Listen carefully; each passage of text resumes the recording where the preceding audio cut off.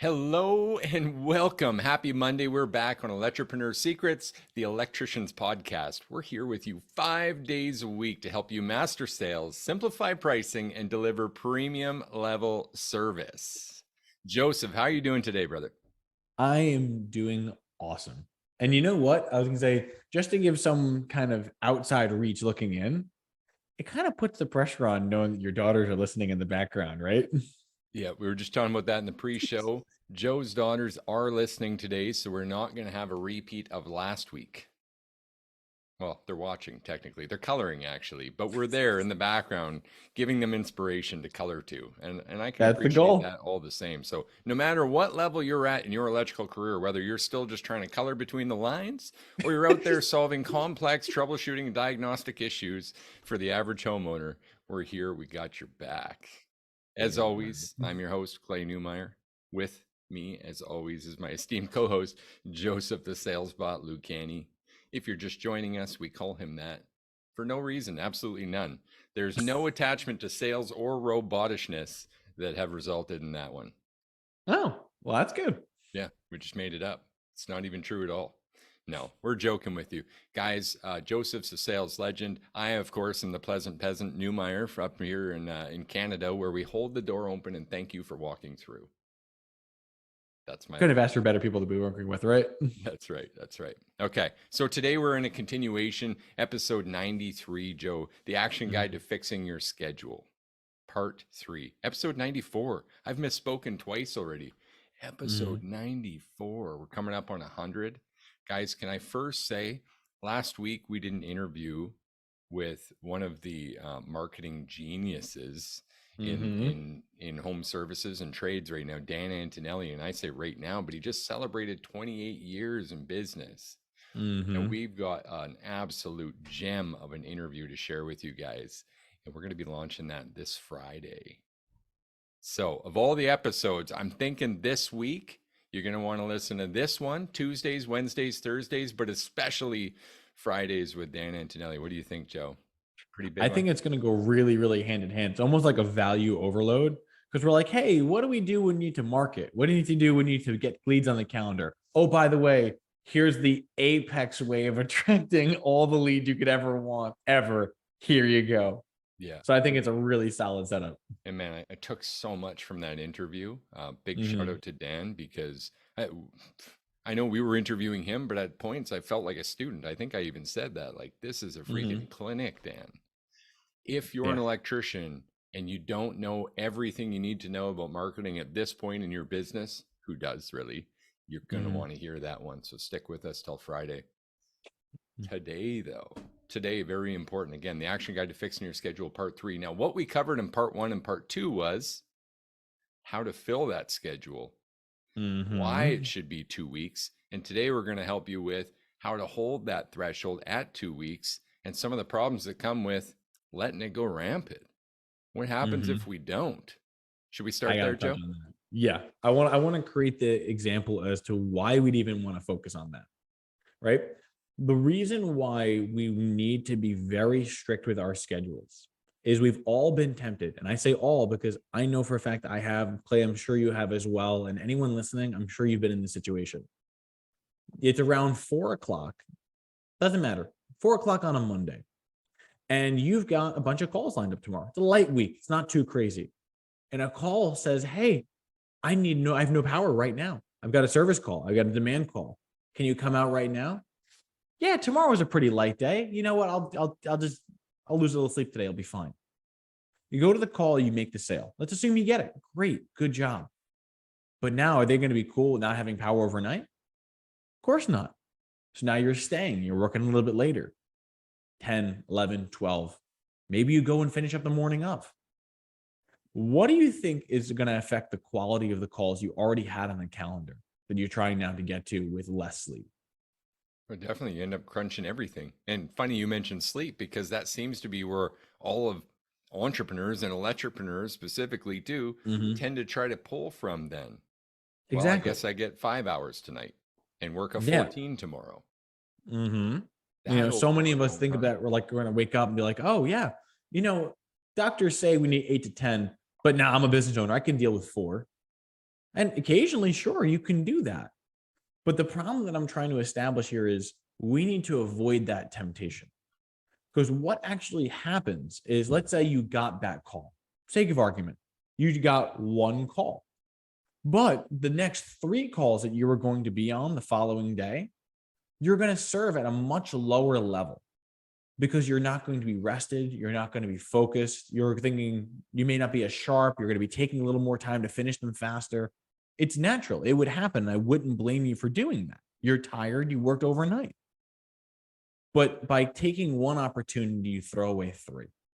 Does that seem like a fair way of running business, especially since we already paid for those leads? No, definitely not. I mean, we want to serve at the highest level every time. And Mm-hmm. this goes across many industries. I mean, one of my favorite barbers for a number of years in the former town I lived in, that was one of the connection points we hit right away. The guy talked awesome, like just built rapport with me immediately. I loved this barber. I had no problem paying premium rates for him because he was just so relatable. Great guy. Mm-hmm. But he said to me, he said, Clay, the secret to my business is this. I'm treating every customer like they're my first and last customer. Mm-hmm. How can you do that if you're short on sleep? Is that how you would treat your first customer? Like, first customer ever. You're going to bed early, right? You're going to make Mm-hmm. sure you've got extra time to serve that person, right? Mm-hmm. The moment that complacency sets in, or we start trying to jam too much into, the wrong space that won't fit it ultimately, try to become a superhero, we jeopardize that. Mm-hmm. I like that quote that you said, and I want to dig into it a little bit because it's kind of inspiring me here. All right. So when you say treat someone like your first and last customer, some people might look at it like, oh, the first call of the day, last call of the day. I look at that and I heard it as my first customer ever, my last customer ever. Mm-hmm. Because in my mind, the first customer always got the most enthusiasm, the best of you. You were already ready, charged, good to go. You're getting day one me. Let's go. Yep. The last customer, I had a very specific thought on, which is I would treat the customer in a way that my name and my legacy would be remembered the right way. If this is the last person that I'm going to meet, they're going to be able to make my name live. Yeah. So, what are the odds that you're going to go to every call and treat them with the enthusiasm and the bright eyes, bushy tail that you would for your first call ever, with the wisdom and the grace and the tactfulness that would come from being years of business and treating them like your last customer you'd ever see? No chance. There's just none. And now, Yeah. granted, this is hard to control, but Mhm. we're not even done defining the problem yet. That's just how it affects the business. How does it Mhm. affect the family, Joe? Because as we keep saying, health, family, then business. I mean, this is a triple deteriorating effect. Yeah. So, like, imagine going through that. You take that same call that we were talking about, right? Maybe you got an extra 1,000, 2,000, 10,000. Doesn't matter the revenue amount. The fact is you took longer than you needed. You weren't home on time. Okay. So now you're having what? Your kids are having your parent not home. Your spouse is having dinner over the kitchen countertop, heating something up quick, not having a quality relationship. You show up late because you worked probably a 16-hour day. Is your demeanor the best? Right. Are you communicating with them properly? Are you giving them the love and the attention that they deserve? Or are you kicking your boots off at the door, grumbling about how long the day was, eating something quick and passing out? And let's not forget our earlier episode where we talked about reproductive rights being a, Mm-hmm. a basic fundamental need for all humans. So if there's no room for heat between the sheets, that's not setting you up for success either. Mm-hmm. Listen, if I can just say one thing this podcast did for electricians is help them get laid, Joe, I'm happy. Check the box, it's done. Okay. So there it is. That's my plug. All Everyone right. deserves that a little bit. Mm-hmm. But what you're saying is valid. Taking time Thank from you. your family, from your kids, that's kind of the next waterfall effect. And then what Mm-hmm. happens is guilt and shame and a wedge in your relationship. As I say, Mm-hmm. withdrawal and projection. Now it's he said, she said, there's all this big rock growing. This is a real Mm-hmm. problem. Mm-hmm. More relationships nowadays are ending than they are staying together.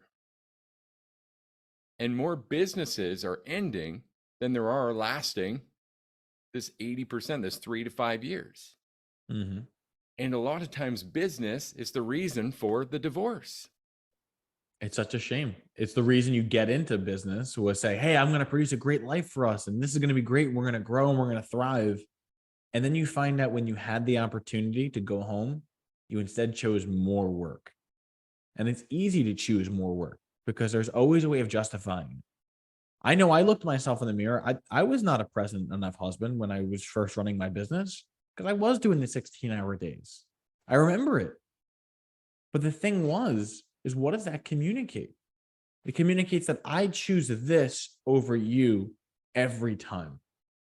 Would I stay with someone? Would you stay with someone if you weren't chosen number one every time? If you were third, fourth, fifth priority down the line? It's crazy, Joe. That's a big, deep well, too, because what happens Mhm. there is, as we've talked about before, and this is a whole other episode, but what we say is not all that is communication. That's 7%. So Mhm. what we end up doing is what? Then we feel a grudge, we feel attacked, we feel defensive. Well, I'm just trying to provide for this family, Joe. Mhm. Ever felt that way? I'm just trying to Yeah. provide. And now what? You're mad at me for providing? And because you say it, you hold that to be true. But as the quote says, your action speaks so loud, I can't hear what you're saying. Exactly. So I would Oh, rather someone who's struggling but able to at least be present with me to do so. huge, huge, huge problem for electricians and industry in general. We tend to get wrapped up in work and we Mhm. tend to vindicate that schedule, this schedule problem we're discussing, with a happy customer. As long Mhm. as we put a smile on a customer's face, then everything's okay. Here's where it crashes though. You stay late, you do the job, the customer's not pleased.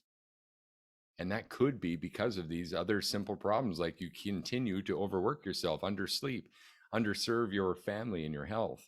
This happens, and sometimes the customer is a pain. I always want to Mhm. take accountability. It's the set of the sails, not the blowing in the wind. We're going to do everything we can for that customer. But what happens when they're not pleased? And you It's going rely to on create a them to situation. float your fulfillment. Now you go home to a Mhm. family with what? I mean, realistically, you're going to show up with, a customer who's not happy and then go to a home where your family's not happy. That sounds like a losing situation. I don't know about you, but I probably wouldn't sleep well. My following day, just the mood alone is probably going to be worse than if I just never took the call in the first place. 100%. And that's why this shift is so important right now, to take it to even health, because people get this mixed up. You ask people, what do you want? We talked about this. What do you want? They often Mhm. say things for their family. But this little scenario we're talking about is so damn important, because what happens is the result is you pull in the driveway and you're looking for a switch. Mhm. What's your switch, Joe? Sometimes for me, it's a beer. Maybe for some of our listeners, it's a puff. But is there something? Is there a switch? Is there a moment where you're like, I need to hit that so I can go and be present with my family? Yeah. For me, it was when I ran my business, I learned that I needed to be present for my girls. I needed to be present for my wife. I needed to be present for my girls. And it motivated me to be the better person because I realized that if I'm not closing deals with the times that I have, I'm not going to push past those amount of hours. So it forces you to become more efficient and say, these are all the hours I have.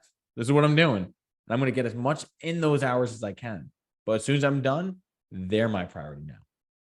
Absolutely. And I found that that actually made me a more successful salesperson because I had my motivation and why, and that why was front and center in everything I was doing. Absolutely. That why is so big. And that Arnold Palmer quote again, I'm going to ask you to Mhm. drop it because it fits once again as we put all these puzzle pieces together, Joe. Please Sure. help us out with that one more time. If you didn't bring it with you, you won't find it here. And Think in of the your way fulfillment with that. Think of your joy, your happipiness with that.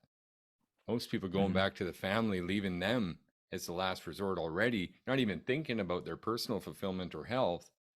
Mhm. They're going to their family hoping that that brings them joy. And well, guys, granted, yes, families bring you joy. If you don't have joy in you, if you don't have fulfillment in you, right, your job is actually to bring that to them and enjoy Mhm. amplifying the experience. That's why people go watch live sports, amplify the experience. Mhm. That's the really incredibly amazing thing about a family, amplification of your life. What happens if you amplify nothing? You get more of nothing. It's nothing. What happens if you bring negative in and you amplify it? You get worse. You get more negative. Guys, these are simple things that are actually easy for us to understand. And for some of you watching or listening to us right now, you might be thinking, God, these guys go into the personal quite a bit.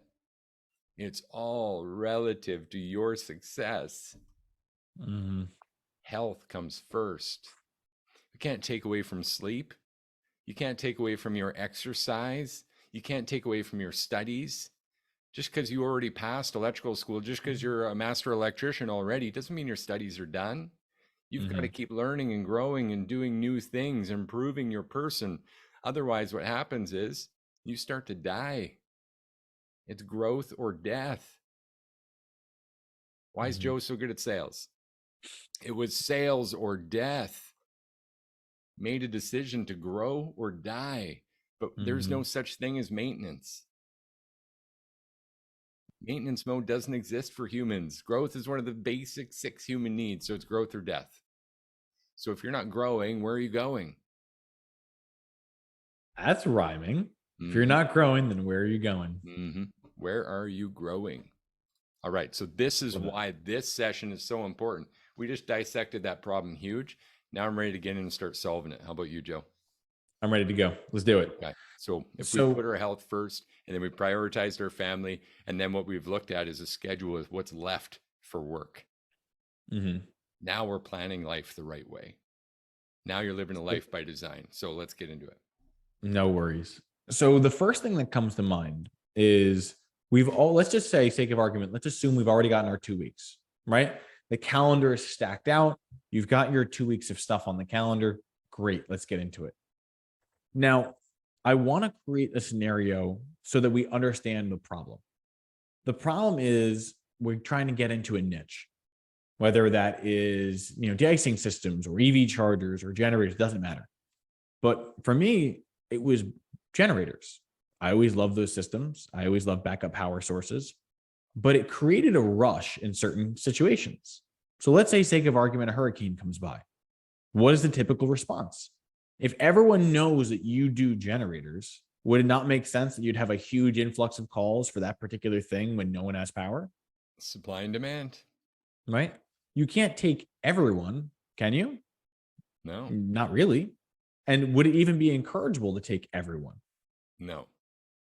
I would want to take the people that are best for us. Who are the most qualified people you can have? So, sake of argument, let's assume you already had your 2 weeks. I'm only going to take the highest priority clients. And actually having a club membership is one of the best ways of qualifying those people. So imagine this. I'm going to make a statement and I want you to tell me what it communicates. Is that fair? Yeah, let's do it. Play a game. Love it. All right, sweet. So let's say you were to call and I were to say, I'm so grateful you gave us a call. Clay, really wonderful. Happy to serve you today. Just so you're aware, because of the storm that's currently been going on, we've been receiving an absolutely massive influx of people who are trying to get our services. Now, in order to serve them all, we're going in order of priority. And as of right now, we are only servicing our club membership clients. Are you currently a first class member? No. What is that? You see, that's literally the thing. That's what we're looking at right there. By creating the limit of what we currently work with, one, it makes it a desirable thing. You have something and that's the gate. I want it. Doesn't matter what it is. I want it. Second, it calls attention to it. Well, what is that? If someone's asking you what it is, you're not selling it. You're simply being able to describe a service that they've asked you for. And then lastly, whether they are going to accept it or not, it proves that you're the kind of company that does offer a club membership. And if you're an electrician, you'd be one of the very few that do. You really would be. So it shows that you're different. It shows that you have a level of service you're trying to follow. And if nothing else, it gives you the permission to describe it to the customer. Wouldn't those be winning situations to be in? 100%. And qualification is necessary at the highest level anyway. Or else what? Or you end up running your premium play, investing a bunch of time into people that ultimately aren't your ideal client. Exactly. Spring a storm sounds like the worst time to do that. Yeah. I mean, before doing the club memberships, I remember that happened a lot where it could be a situation where someone says, yeah, I have no power, but you show up and you know what? They haven't had power in a little bit. I remember there was one call where I went out to, and this is going to stick in my mind forever. The customer called because they said, I have no power in my home. Great. Sounds like an emergency, right? Didn't qualify them properly. I took it as they have no power. They must need this right now. Throw the I sirens went and out head to, out. yeah, went out to the property. Turns out they were almost camping. They bought an old bungalow that was completely gutted. It had no wires, let alone no power. There was no service. There was no panel. There was no wiring. It was a completely gutted building. And they said, well, we have no power. Like, well, yes, you have no power because you have no what? Well, yeah, that's what we're trying to get bids for. So in my mind, I thought I was going to a demand call for someone who had no power. In their mind, they were calling me out to get bids. And now I'm at a call that I didn't want to be at. Can you see how better qualifying would have been helpful? Definitely. Yeah. 100%. Yeah. Demand call turned to opportunity, and probably not a fruitful opportunity by the sounds of it. No, actually, they was so bad. I don't like to tease anyone based on their circumstances, so I'm not gonna say anything personally about it. But there was a barbecue tank in the back, and that was the only source of fuel they had. It was literally they were just grilling in an empty room with no roof. Right. Yeah. So it's like, yeah, it didn't go very well. Scary for sure. Okay. Fair enough. So we want to qualify better. Mhm. All right. But even in qualifying better, let's say the schedule's filling up past 2 weeks. Okay. How do So we how can do we slow this down? What do we do? So the way we're going to look at that is let's take your 30,000-foot view, Yeah. right? We're standing above the situation. We're not looking at as necessarily opportunities per person. We're looking at it as opportunities as a whole. Which Mhm. are the most qualified people for me to be in right now? Yeah. And as a result, I'm going to try to shift away the lower priority calls and replace them with higher priority calls. Mm. That's the main thing we want to focus on. What I found was helpful was going on tiers of 3. Tier 1 would be green. And I like to color code the calendar so that whether it's you or your CSR or anyone could look at it in a glance, you could say, I've got greens, I've got yellows, I've got reds. Oh, I can move the other ones out of the way. You don't have to individually click on each one. Yeah. So greens were qualified calls with intent. They were either first class members, people who were already members of your first class program, or people who said, I need this work right now. Like, hand up, I have no power. I'm looking to get this fixed. I have Federal Pacific panel. I've got 3 fuse boxes. I need work this weekend for my mother-in-law to come by and visit. Yeah. That's a green call. We're going to that. And I'm getting a visual, so greens don't move a lot. Greens don't move. Green, you will never move a green call. Yeah. Green is someone practically waving money in your hand saying, hey, can you please come help me? It's like, yes, I will come help you. No problem. Awesome. Love it. Yeah. Yellow calls were the next level. They are the ones that make you feel like, you know what, we're going to put some pause to this. They are not first class customers, meaning that they're not club membership customers.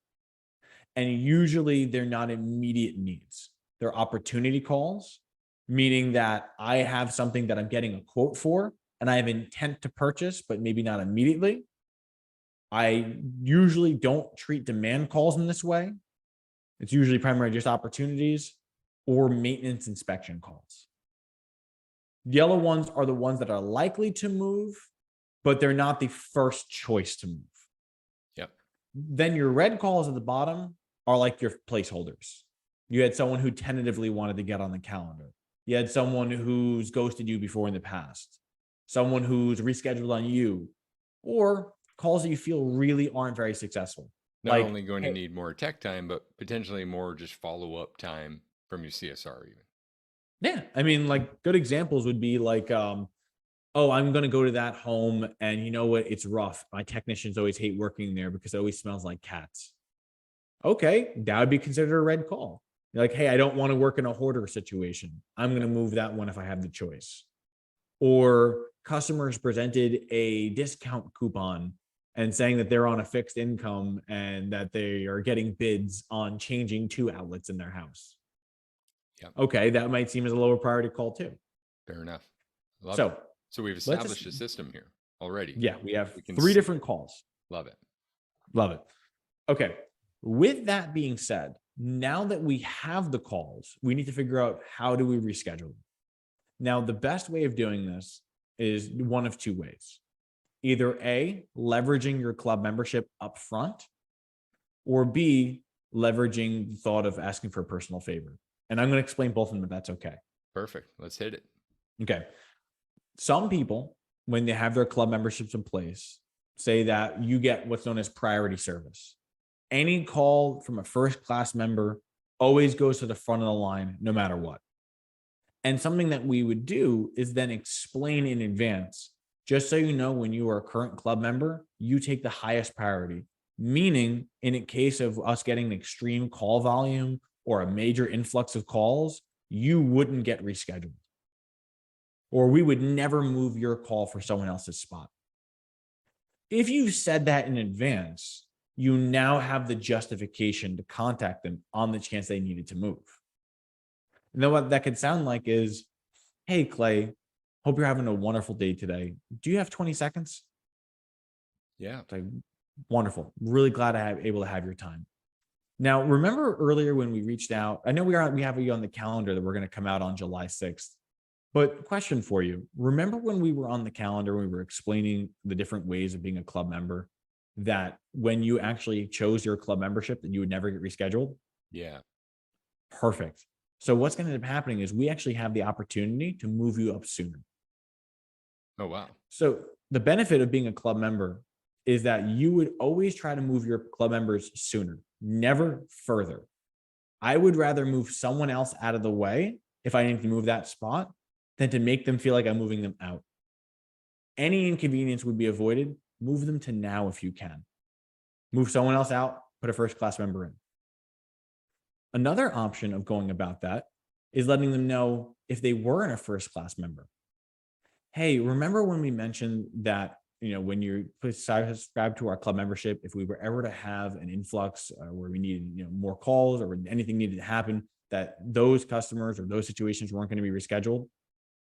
Well, because of the storm that's been happening recently, we've been finding a very large influx, and we're not going to be able to reach everyone in the time that we need in order to service them at the highest level. So we can do this one of 2 ways. Either A, we're going to need to move some people out of the slots anyway to make sure we can serve them all. Would you like us to upgrade you to a club membership so we can lock your spot in and you don't have to worry about being moved? Or would you rather us reschedule for another day? Right. The option's mine. Yeah, giving you the choice. So either way would work. If you were notified and you were a first class member, I'm going to move things, but I'm moving them in your favor. If you're not a first class member, I'm going to give you the option of being a member. Or if you choose not to, then I'm going to give you the option to reschedule. So as we can see here already, this gives us a ton of wiggle room. Mm-hmm. Now, and maybe a ton's the wrong word, but with reference to not having the club membership to actually leverage here, you're missing a lot of opportunities to move a schedule around. Correct. Because if you do it without a club membership, it becomes a little bit harder. And I'd like to explain that scenario as well if possible. Let's do it. Okay. So let's say you have no club memberships in place, because that may be the case for a lot of us here. So this would be applicable to you. What would end up happening is your customer, let's say you have 5 calls on the calendar or 4 calls on the calendar, and you know for a fact that you can't do the job tomorrow. Something has happened to where you have to move that call out of the way. You would call actually twice. The first call is going to be a setup and almost a notification, where you're going to be gauging the waters, testing and figuring out whether or not this customer even could move. And then the second call is where you actively move them. So call close for scheduling. I love it, right? Okay. The first scenario is this. You would reach out to the customer and you would almost ask for a moment of their time. Hi, my name is Joe with Serviceable Electrical. Clay, how you doing today? Fantastic, Joe. Thanks for calling. Good. I'm glad. I'm sorry that I reached you. I hate to bother you. I know I called you when you were at work. Can I steal you for maybe 20 seconds to 30 seconds? Yeah, I can do 30. Let's go. All right. Sweet deal. So the very first thing that we're doing is we're asking for a small amount of time. The reason why you want to have a specific amount of time is if you just say, hey, can I talk to you for a couple minutes? Doesn't necessarily work because a couple minutes, we all know stretches. But if you could put a finite amount of time, even if it's going to go over or under it, you're safe. Really quick. So sorry to bother you, Clay. I just wanted 30 seconds of your time. I had a quick question for you. Is everything okay? Can I talk to you for a minute? Yeah, what's up? Yeah. So the natural knee jerk is like, yeah, what's going on? Hey, so as I'm sure you're aware, we've been getting an extreme amount of calls that have been coming in from the storm recently, where we're actually noticing that a lot of people are reaching out and saying that either they don't have power or they're in a real circumstance where it's causing a lot of inconvenience. Now, right now, we are slammed with our schedule. Everything is completely packed as much as we possibly can. But because of that, I would never want to leave any of our customers or anyone in a circumstance where they have no power, heat, lights, water, anything along those lines. So what I was reaching out for is I'm trying to see if there's any opportunity I can move people in order to better serve the community. If I needed to move your appointment, I'm going to try everything I can to not.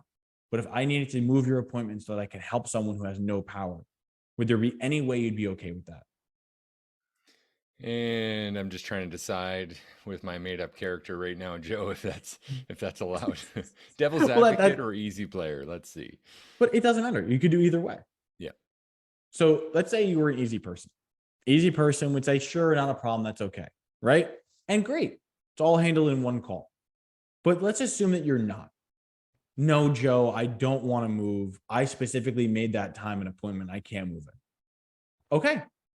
Clay, I completely understand where you're coming from. And that's why I wanted to reach out. The reason why is we're trying to see what we can do. Currently, we are doing everything we can to not move existing people. I was just reaching out to see if there was any flexibility you had, because the last thing I'd ever want to do is leave someone with no power or no heat or no like whatever the circumstance is.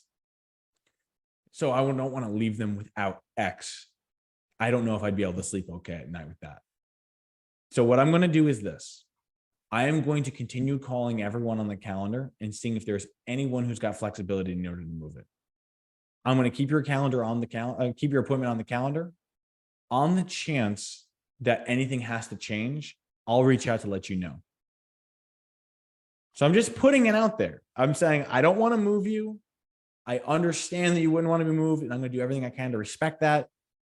But we're also in a circumstance to where we have people who are in active crisis, or there is an emergency, or there is something that is pressing. We will do everything we can to keep your appointment on the calendar. If anything has to change, we'll reach out. There's two factors I want to touch on here. Go for it. Something we covered this in a class the other day, but not on the podcast. And I want people to know this. There was a study done. In fact, I think we had a couple examples in how powerful that because frame is. If you're not leveraging the word because in explanations and conversations, dialogues like this, you're missing out huge. And the study that I referenced was actually done like 30 years ago. And it was in a lineup, and people were just asking if they could budge ahead because they were late for work. And using the word because resulted in 89% of people allowing that budge. And when they removed the word because, it dropped down to like 17%. That's how important that word is. So factor one, so long as you have a proper because frame and it has gravity like a storm and people being out of power and no heat for their families, what are the chances this person's actually going to be a pain in the ass versus comply and be helpful?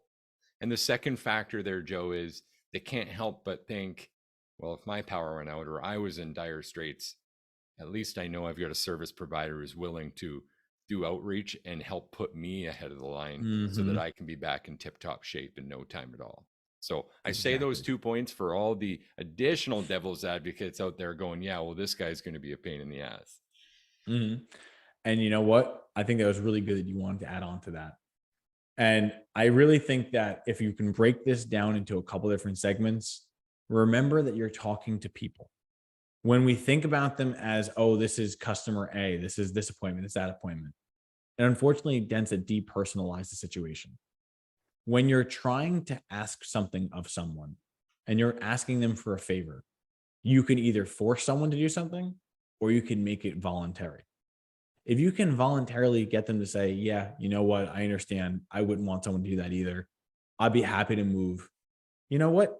Reward them. Clay, I am so grateful for that. We are so lucky to have people like you that we can work with. Just so you know, as a thank you, we're going to be waiving your diagnostic fee at that point, or we're going to be waiving the charge for the diagnostic when we come out to your home as a thank you for your accommodation.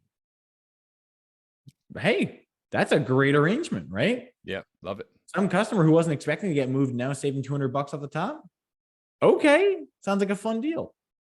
So when in doubt, if you can talk to them like people, understand that I need a favor. Is there any way that I can ask you for? But could you help me with?